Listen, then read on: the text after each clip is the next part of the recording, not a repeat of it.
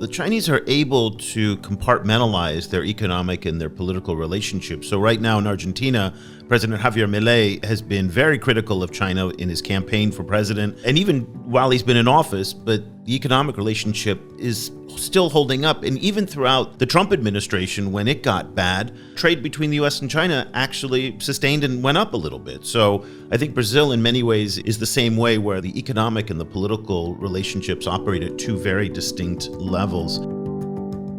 It's very curious because we are actually biggest exporters of iron ore, and we are also importing lots of steel from China. So this is something that is quite uncomfortable for the Brazilian industry in general, but it's actually not new. And we know that China is facing this problem of overcapacity. Their products are much cheaper abroad, and it's a huge challenge for Brazilian industry in general, but it's actually not something new, as I said. Brazil has a few problems with China, actually, historically speaking, and the majority of the problems that we have with China are on trade disputes. So this is something that usually happens in our relationship, so I wouldn't be very worried about that for now.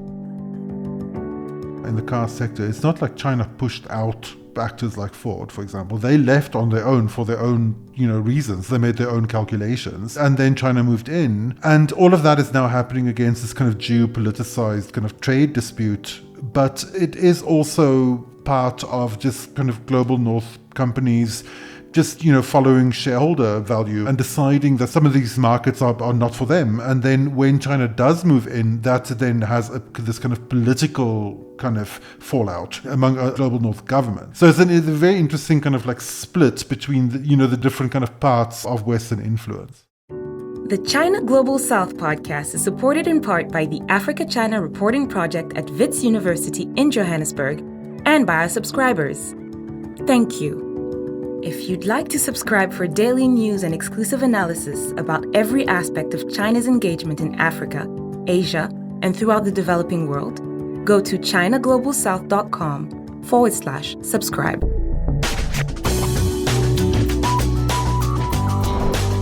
Hello and welcome to another edition of the China Global South podcast, a proud member of the Sinica Podcast Network. I'm Eric Olander in Ho Chi Minh City, and as always, I'm joined by China Global South's managing editor, Cobus van Staden in Johannesburg, South Africa. A very good afternoon to you, Cobus. Good afternoon.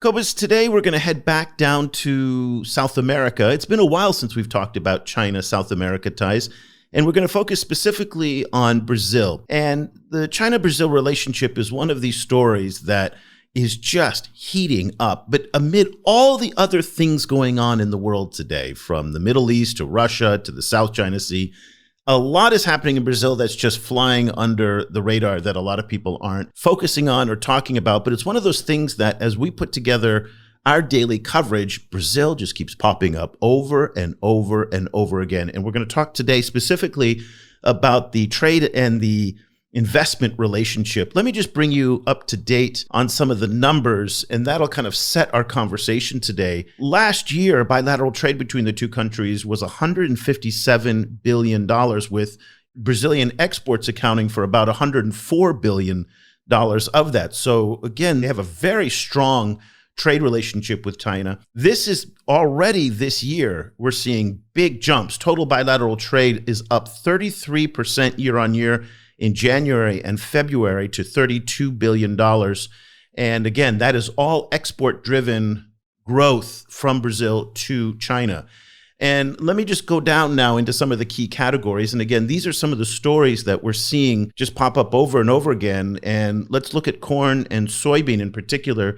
Brazil has now overtaken the U.S. as the leading shipper of corn to China. 73% of all Brazil's exported soybeans now go to China. I mean, it's really very, very fascinating. So we're seeing also this surge of Chinese buying of Brazilian soy, and at the same time, U.S. soy exports are off to their worst new crop start in 23 years. So it seems like there has been a shift from the U.S. to Brazil in both corn and soybeans. Let's also talk about development finance here. And remember, Cobus, you and I, a couple of years ago, we spoke with Becky Ray from Boston University's Global Development Policy Center, and Margaret Myers at the Inter-American Dialogue about some of the new Chinese development finance lending. Now, development finance lending in Latin America went literally to zero. I mean, few other places saw zero. It started to pop back up again in 2022 and 2023. But in 2022, Brazil accounted for more than half of the new loans that were going out. And that was one $500 million loan to Banco do Brasil, and that was lending for social projects. So again, Brazil taking on a much more disproportionate role compared to other South American countries. But the most fascinating sector that I'm looking at right now is electric vehicles. Between January and March, passenger car imports rose 46%. Most of that coming from China, valued at about $1.5 billion. Chinese vehicles alone accounted for 40% of the total, with imports surging 450% compared to the same quarter last year. Two Chinese brands now dominate the Brazilian EV market. Great Wall Motors has 12% and BYD has 74%. So we're looking at two companies with 86% market share right now in one of the largest EV markets in the world today. And then looking again beyond just the cars themselves, we look at the whole supply chain. Last year, the Chinese spent about $30 billion overseas on their supply chain for electric vehicles, and quite a big chunk of that or is planned to go to Brazil. They're talking about building factories for BYD. There are resources in Brazil, and it is so interesting to see what's happening. But Cobus, I just don't want to leave the impression that it's all sunshine and flowers, because this is a complex relationship. And one of the things we've seen again in the past few months is this surge of Chinese steel that's coming around the world, even here in Southeast Asia, but especially in Latin America. And Latin American countries, a growing number of them, are starting to take action, and Brazil is one of them. So Chile, Mexico, and Brazil have all imposed sanctions and tariffs on what they think are below market imports of Chinese steel. Just to give you a sense of what's happening in the steel sector, when we look at the increase in rolled steel imports, 2023 compared to 2022, overall Chinese exports are up 44%, up 80% to Brazil. Wow. Up 33% to Mexico. So that's what's making these governments very, very nervous. So Cobus, I mean, as you can see, a very complex, dynamic relationship, a lot going on, and a lot that's not getting covered.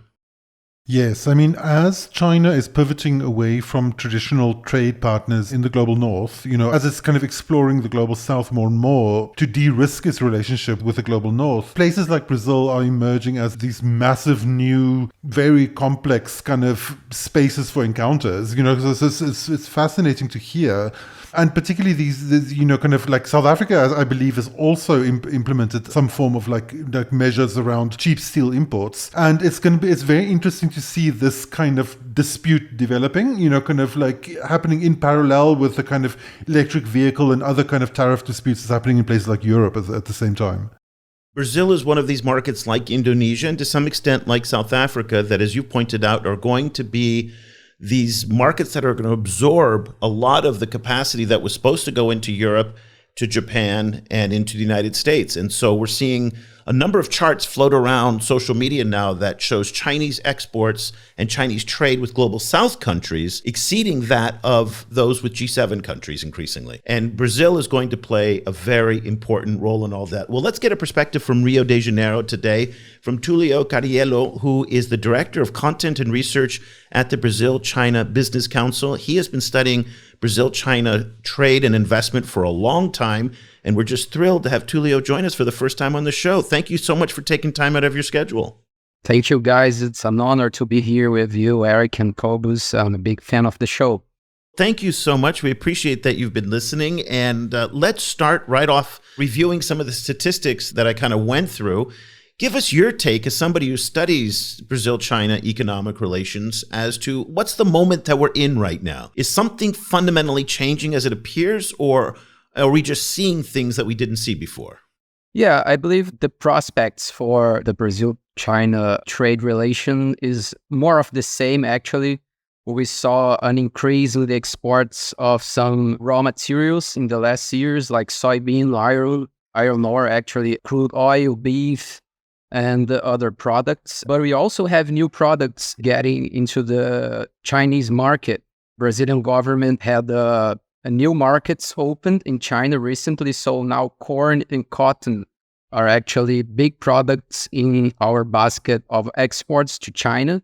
And in terms of value, as you just mentioned, we are actually living a very good phase. We had the record of $104 billion of exports to China last year. It's not only important in our bilateral relation, it's actually the first time Brazil exports more than $100 billion to one partner in a single year. So this is quite new in our bilateral trade and in our foreign trade in general. And I believe Brazil has something different from other countries that trade with China. We have a consistent trade surplus with the Chinese for now more than 15 years, actually. We are one of the few countries in the region that has this trade surplus with China. Actually, China is certainly the most important country to contribute with our trade surplus with the world.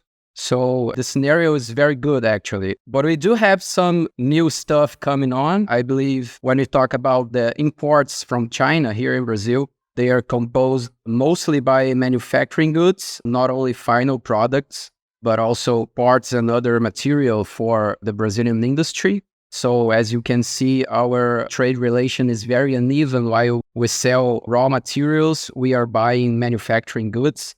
But there is this new trend that you mentioned about the electric vehicles, right? China actually became our main supplier of cars in general, not only EVs, but more than half of the cars that we are importing from China are electric vehicles. So this is quite new. And China actually surpassed some traditional partners we have, such as Argentina and Mexico, that are actually our traditional suppliers of cars. And I believe by the end of the year, the cars will be the most imported product from China here in Brazil. So this is quite new, and it's actually a trend that we are seeing all around the world. I mean, China is actually trying to sell more EVs to other countries. They are actually also investing a lot in this sector worldwide, right? So this is a new trend, and it's a very exciting moment to observe these novelties in the bilateral relations. So just to put this complex trade relationship in a political context, I was wondering, the trade relationship has been strengthening for a while, but the political relationship has been quite different from different administrations. So the Bolsonaro administration and the Lula administrations have been quite different kind of like approaches to China. So I was wondering, to which extent is the trade relationship affected by politics, or isn't it really affected, and does it just kind of continue on independent of politics? Yeah, I believe the bilateral relations in this trade area are actually very self-sufficient, let's say. I believe when we had the Bolsonaro government here, we indeed had some disagreements, let's say, between the Brazilian government and the Chinese, but it didn't have any kind of impact on our trade relations. Actually, during the Bolsonaro government, we had many records in our exports to China. We also had records in our imports from China. And the Brazilian government by that time opened new markets to Brazilian products in China. We are also selling those new products to China by that moment in Brazilian politics. And in general, I believe this new administration of Lula is much more open to relations with the Chinese. Lula actually went to China as one of his first trips to another country. I believe it was the second or third country that he visited, and he took a huge number of entrepreneurs and Brazilian companies to China. So the private sector is actually quite excited about this new moment. I believe, as I said, Brazil is now much more open to partnerships with China. We are actually enforcing the strategic partnership we have with China.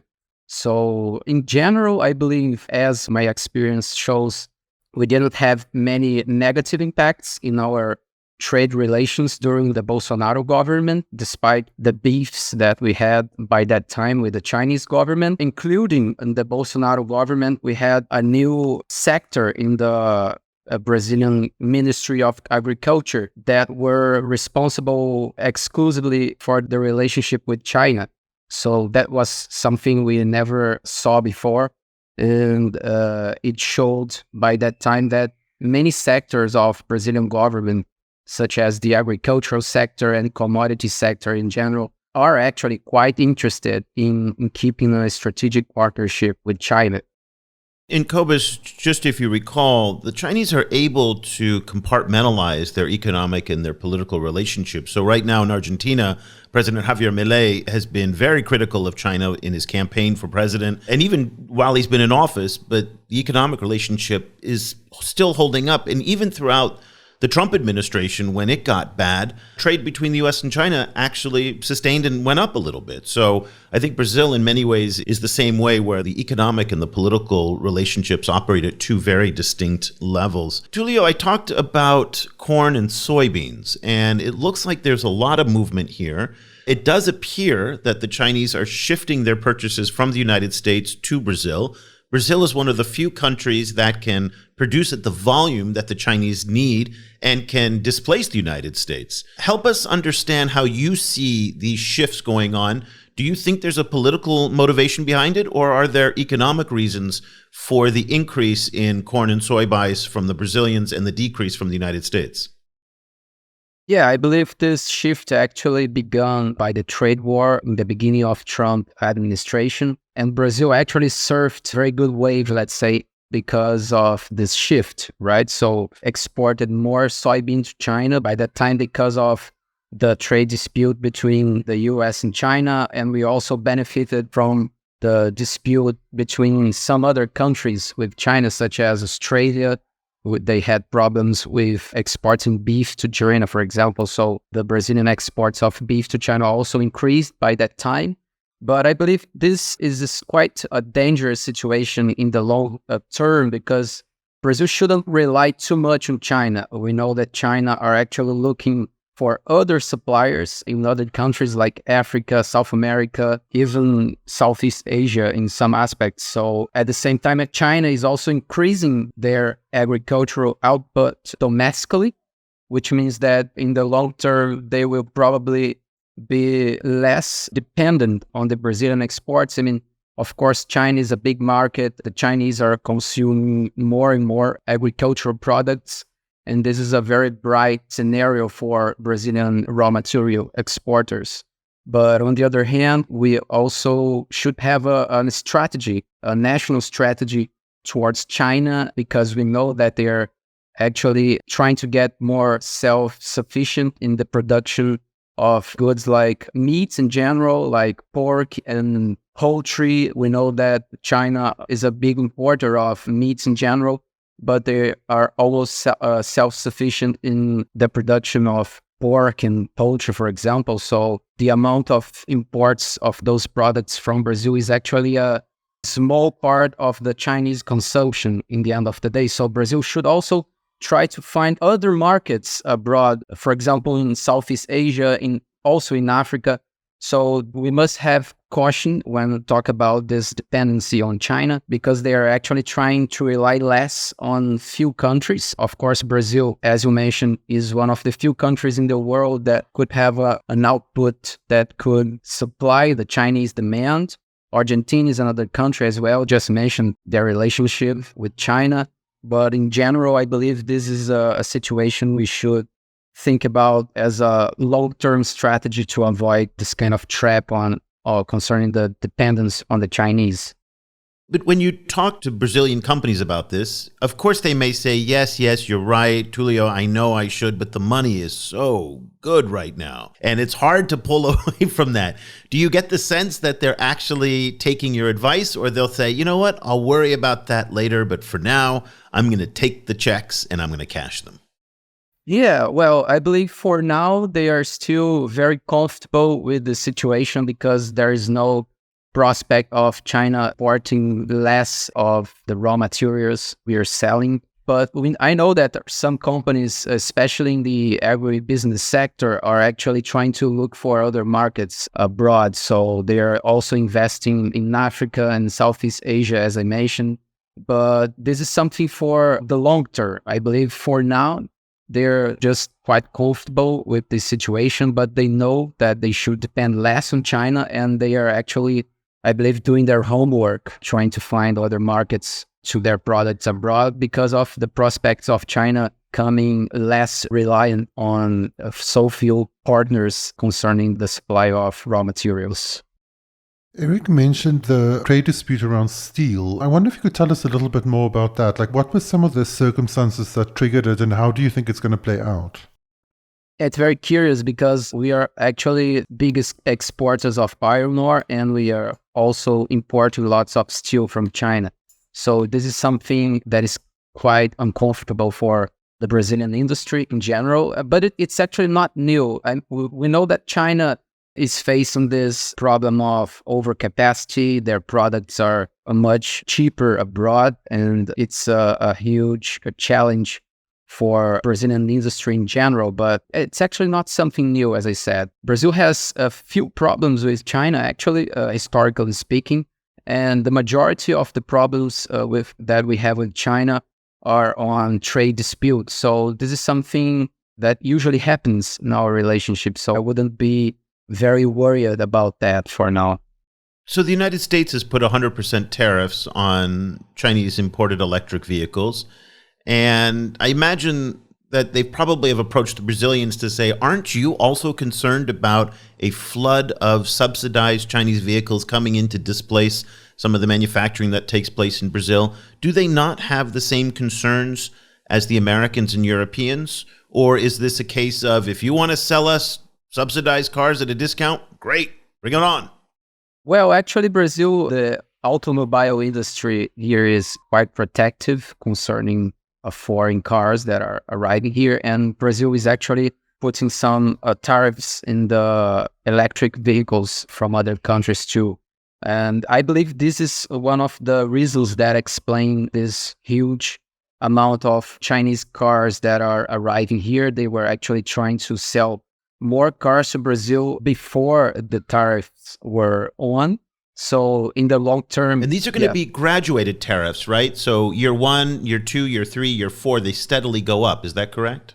Yeah, probably. Yeah. So that's the scenario. I believe they are actually trying to use this moment while the tariffs are still quite low to export more vehicles to Brazil. And we are actually having a debate here concerning the electric vehicles because Brazil is also a huge market for biofuels. So Brazil is a huge producer of ethanol, for instance, and this is a very strong industry here also. So I don't know for sure if the electric vehicles will have an easy time here, let's say, considering this automobile industry is so protective here. But we saw, if you go to Brazilian streets, you'll see more and more BYD and GWM vehicles circulating here. And I believe their business is going very well, actually. I also talked to some people from the EV industry, and they are quite excited with the Brazilian market. So I believe they are actually coming here with the prospect of increasing their sales in the long term. So this is the general scenario, I'd say. Moving away from trade for the moment, I wonder if you could talk a little bit about investment. Which areas in the Brazilian economy are Chinese entities investing in, and what kind of trends are you seeing investment-wise? Well, the majority of the Chinese investments here are actually concentrated in the electricity sector. We have huge Chinese companies such as State Grid or China Free Gorges investing huge amounts of money here. Almost half of the value invested by Chinese companies from 2007 to 2023 are concentrated in electricity.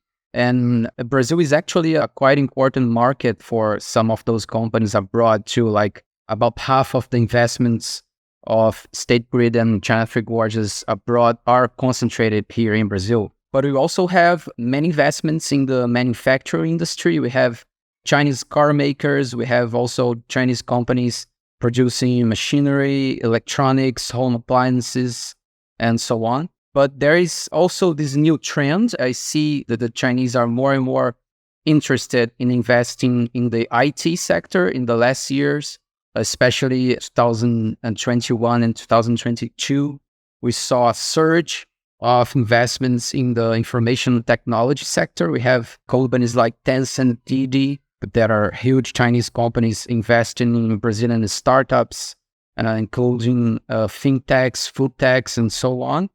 But I believe the most interesting new trend here is concerning the electric vehicles, because we have, as Eric just mentioned in the beginning of the show, companies like BYD and Great Wall Motors investing here, and they're investing huge amounts of capital. And I believe this is quite interesting to observe that those two investments here are actually coming to occupy the space that was left by some Western companies. So we had Ford here investing in the car industry in Brazil. We also had Mercedes investing here in the same industry. And they left the Brazilian markets some years ago, and their factories were occupied by those two Chinese companies. So we see Western companies, car makers, leaving Brazil, and those Chinese companies coming to Brazil to invest heavily in the electric vehicle market. So this is quite a new trend. Not only in Brazil, we see this actually happening all over South America. We see huge amounts of investments in the energy transition sector, especially in the mining sector. Chinese are quite interested in lithium projects in Argentina and Chile, but they are also investing in car factories in those countries, not all in Brazil. They're also investing in Mexico because they know Mexico has a relatively developed industry, and they are very close to the American market. So they could avoid tariffs by exporting cars to the US from Mexico and other countries in South America. So this is quite a new trend we are observing now. You brought up the IT space, and this is where I'd kind of like to start wrapping up our conversation because I know you're so busy. But this is, again, another one of the areas of the China-Brazil relationship that's so fascinating. And again, I think out of the purview of many people watching this space is in social media, for example. So everybody knows about TikTok, very popular around the world, but Brazilians are taking to Kwai, which is the international version of Kuaishou, and Kuaishou is a short video platform much like TikTok. And you're seeing, for example, whereas in, again, G7 countries, the Chinese are finding it very difficult to expand and are encountering regulation, but finding a lot of appeal and a lot of traction in Brazil, not only in social media, but also in e-commerce and in hardware as well. Can you talk to us about the China-Brazil tech relationship as it's evolving? Well, Brazil is actually a huge market for the tech industry, especially concerning the e-commerce and the sector, and also those websites such as Kuaishou. Brazilians, culturally speaking, are very interested in apps and things like that. So this is actually a huge market for the Chinese. And we also very well connected. Most of Brazilian homes, I believe more than 90% of Brazilian households actually have some kind of access to the internet. So the Chinese are aware of that. They are investing also especially in apps such as Kwai, because of this Brazilian culture that values the online relationships, let's say. And we are also very interested in the e-commerce. So the Chinese know that this is a huge market, a very potential market for their products. So, we've spoken about electric vehicles. I was wondering whether there's a similar flow of solar energy and other kind of renewable technology from China to Brazil. What is kind of Brazilian thinking around transitioning their economy to lower carbon, kind of inputs, and what kind of role is China playing there? So I believe the majority of the Chinese investments in Brazil in the electricity sector are in green energies. Brazil has the greenest generation energy in the G20, actually. So the Chinese investments in Brazil in this sector are quite green, historically speaking. So for the next years, I believe we are not seeing only investments in hydropower, because this is the main area the Chinese are investing here in the electricity sector. But we saw an increasing interest from the Chinese in investing here in solar panels and wind turbines. I mean, it's not only in the generation of green energy, but also in the industries related to green energies in general. So we also have projects from BYD here in solar panels. We also have new Chinese companies coming to Brazil to invest in wind turbines. And it's a very bright scenario because Brazil also have these perfect conditions for generation of green energy because of our weather. And we also have many previous investments, including from Brazilian companies in these sectors. So this is a very bright scenario. Tulio describes himself as a, quote, Brazil-China guy, and I think you are sold on that one. You are definitely a Brazil-China guy, and we really appreciate your time today. And I think it's just so fascinating, the multifaceted relationship that you've outlined for us. And again, I think if we had 2 more hours, we could keep going on so much of it. So we do appreciate your time today, Tulio. Tulio Cariello is the Director of Content and Research at the Brazil-China Business Council in Rio de Janeiro. Tulio, thanks again for your time. We really appreciate it. Thank you, Eric and Cobus. It was a pleasure to be here with you guys. Thank you very much. Cobus, all I could think about during the conversation with Tulio is how in this new emerging era of contestation between the United States and China, that they're going to be winners and they're going to be losers.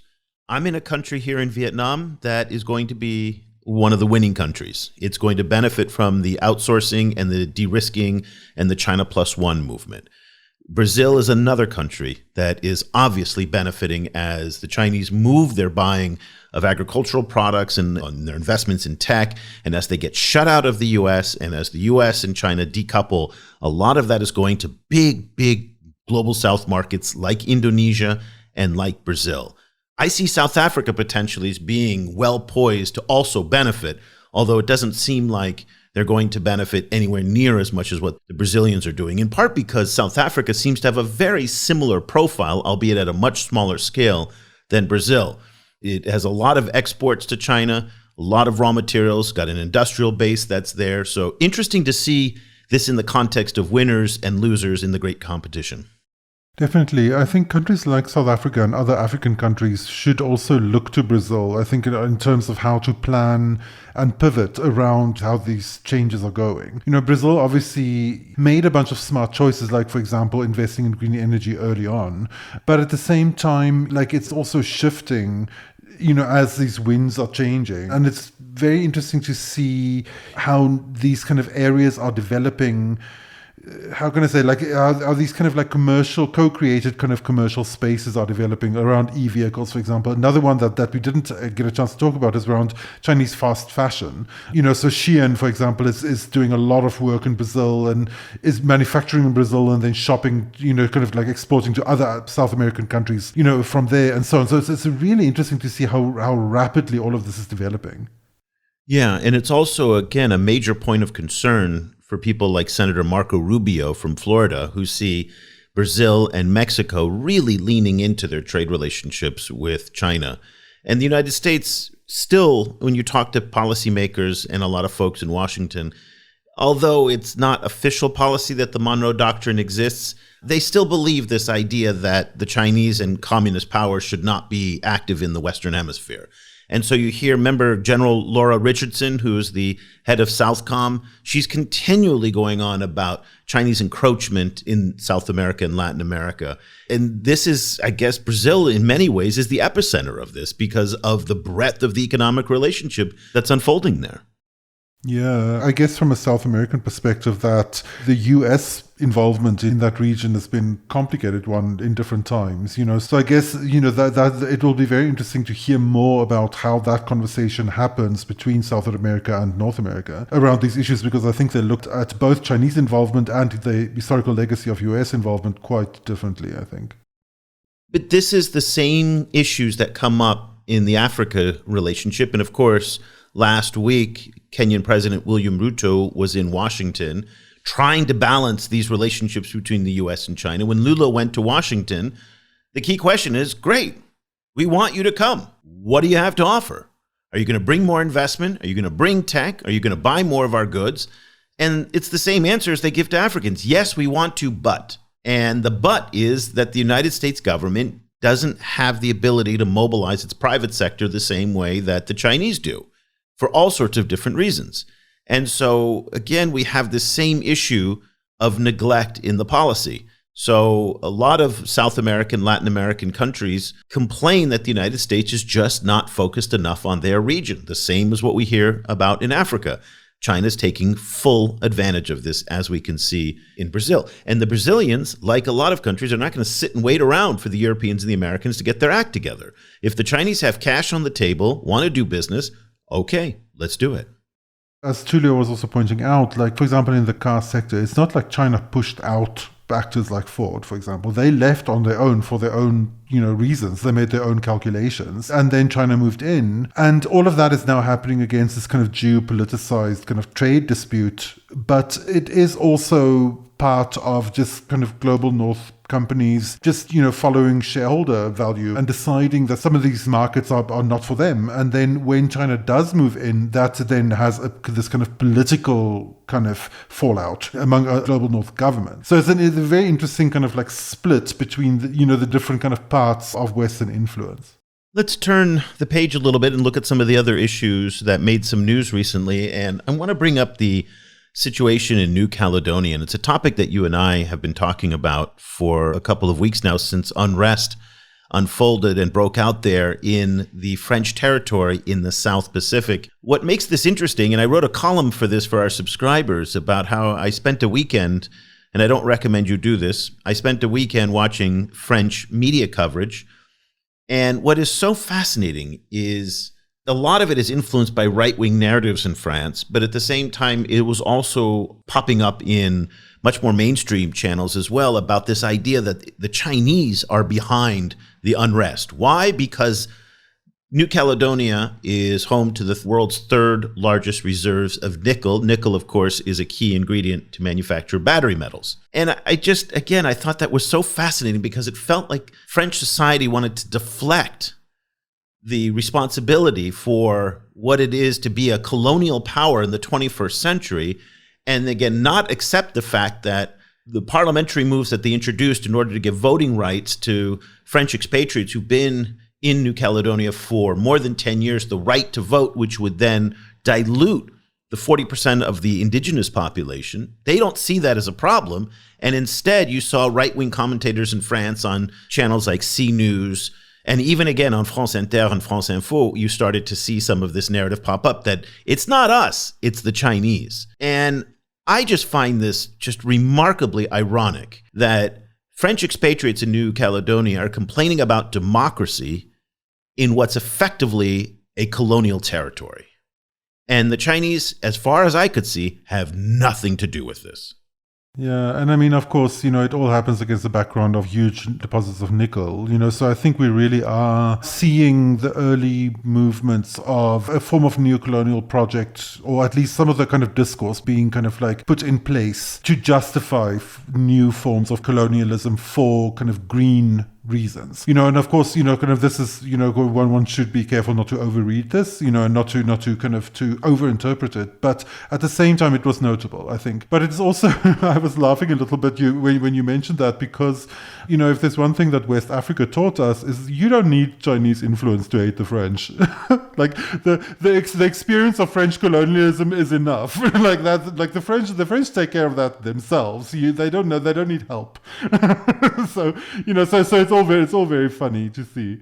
Yeah, so President Emmanuel Macron was in New Caledonia last week.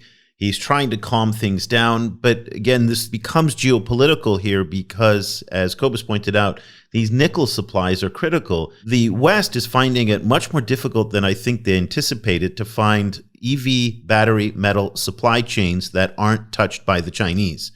The Philippines now is a source of nickel that does not have a lot of Chinese investment in it, and so is New Caledonia. So that is really the big priority for it right now, just to keep an eye on. Let's quickly kind of get your take on the Ruto visit to Washington. He spent, I think, 3 days in the United States, went to Atlanta, Georgia, and then up to Washington, D.C. I wrote last week about a column that the Politico Playbook did in their newsletter. So the Politico Playbook, for those of you not familiar with it, is basically the Bible of DC politics. Every morning it's an email that goes out. It's the hardcore insiders who read it. Super popular, super influential.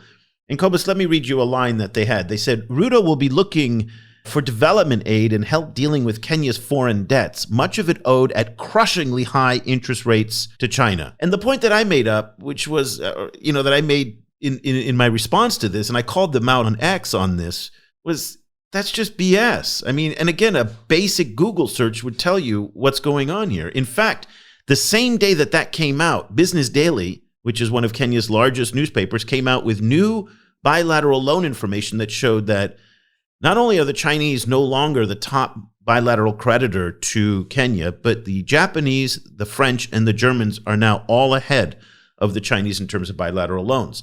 The point that I made in response to Politico was bilateral loans make up a very small percentage of the total of Kenya's debt. They borrow mostly from Eurobond and from multilaterals when you look at their external debt portfolio. Interesting that Politico doesn't say anything about that. They didn't say anything about the French. They focused on the Chinese. The crushingly high interest rates that they talk about, I looked up on aid data, and it turns out that the vast majority of loans for the standard gauge railway were on concessional terms, priced below 4%. That is not crushingly high. If you look at the current Eurobond yield rate, it's north of 10%. North of 10%. And I mean, again, I'm not a PhD here. I'm not some kind of expert here. I just went to Google and typed in Kenya debt. And you think the genius who writes the Political Playbook, or at least the copy editor, would say, did you check the interest rates before you write this? That's the part that I find infuriating. Okay, just from a pure journalism point of view, this is journalism malpractice that editors are not checking the facts that the writers are putting out. And that part is what I find is irresponsible. And I know that all of the kind of the pro-China panda huggers out there are going to say it's all part of some conspiracy to malign China and to attack China. And I come back to my famous line that explains almost 98% of all things in life: never assign conspiracy when mediocrity will do.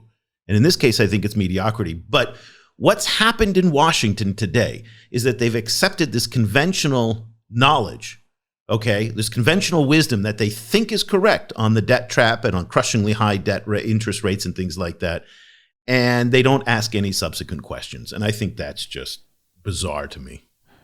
Yeah, I have to say I find that quite frustrating, the way that there is a real set of debt problems, right, kind of among African countries, but they don't care about those actual debt problems. They only care about fake problems, so because they're complicit in them, because Washington's complicit in them. Because, kind of whether it's a Republican or Democratic administration, the financial industry are major donors, right? Like what I think would be very interesting is to keep an eye on the current lawsuit that's happening in New York State around vulture funds, that's trying to kind of like put some restrictions on the actions of vulture funds that tend to kind of buy up distressed debt at very low prices, and then using international courts to extract kind of like huge kind of payments from essentially bankrupt governments.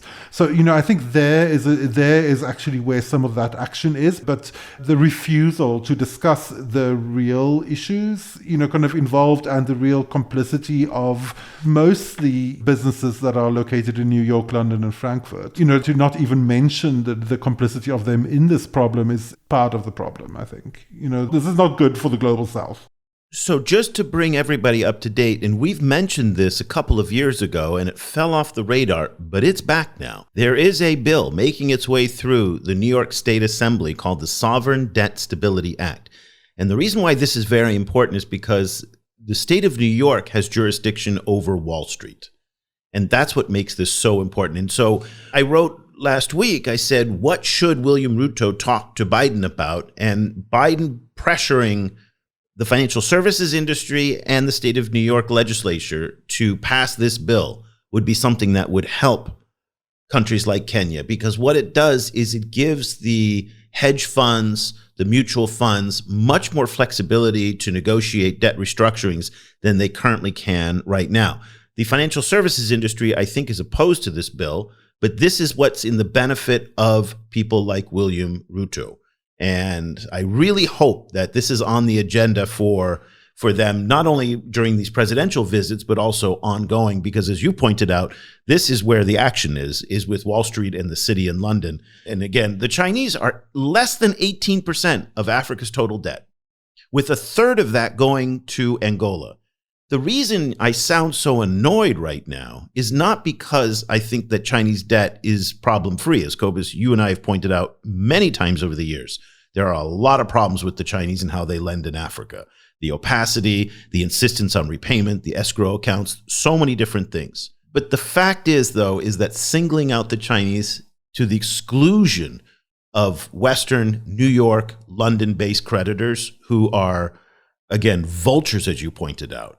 And remember Debt Justice, that NGO in the UK, they did some research last year which pointed out that the debt servicing costs for Eurobond debt is 3 times as high as that of the Chinese. And the repayment terms are shorter.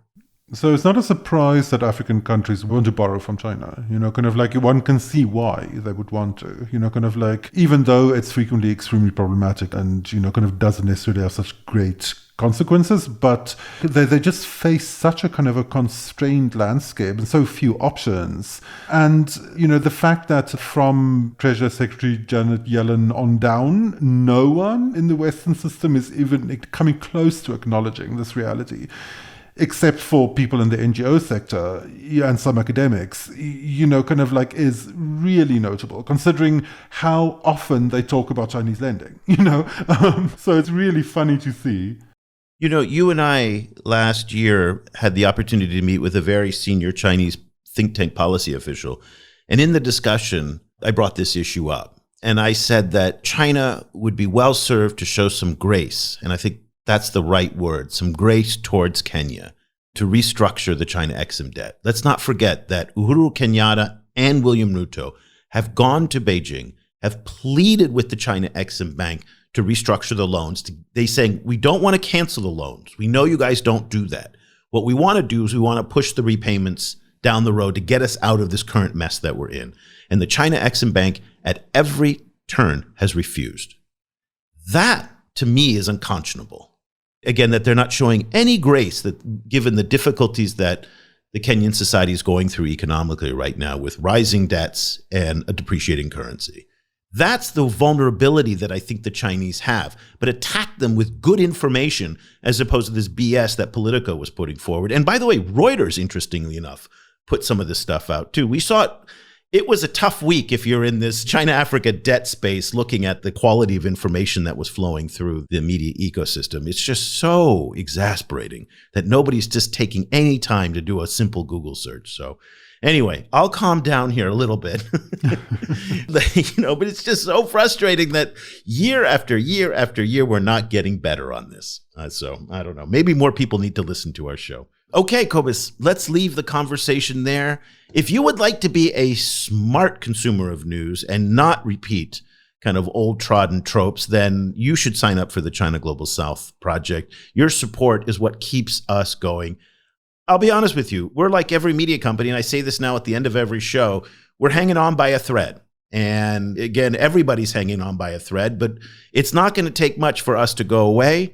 It's not going to take much at all. And, and that's just the painful, brutal reality of what it is to run a media company. We've got 8 people around the world who are producing some of the most amazing insights and journalism and data. We've got this amazing new nickel supply map coming out of Indonesia, mapping for the first time ownership of Indonesian smelters and mines. We've got Jeronima's, our Africa editor's cobalt map, a new China-Africa energy map that's coming out, amazing products that we're distributing and building. But all of that needs your support. And the best way to support us is to subscribe and go to ChinaGlobalSouth.com/subscribe. And we'll give it to you free for 30 days. See if you like it. You'll get a rundown every single day of what happened the previous day in China Global South issues. Plus, you'll have full access to the website. And of course, if you are a student or teacher, email me directly, eric@chinaglobalsouth.com, and I will send you the links to the 50% off discount. And again, thank you to all of our Patreon supporters for your help. We could not do this without you. So for Cobus van Staden in Johannesburg, I'm Eric Olander in Ho Chi Minh City. Thank you so much for listening to the China Global South podcast. We'll be back again next week with another edition of the show. Until then, bye for now. The discussion continues online. Follow the China Global South Project on Twitter @ChinaGSProject and share your thoughts on today's show, or head over to our website at ChinaGlobalSouth.com, where you can subscribe to receive full access to more than 5,000 articles and podcasts. Once again, that's ChinaGlobalSouth.com.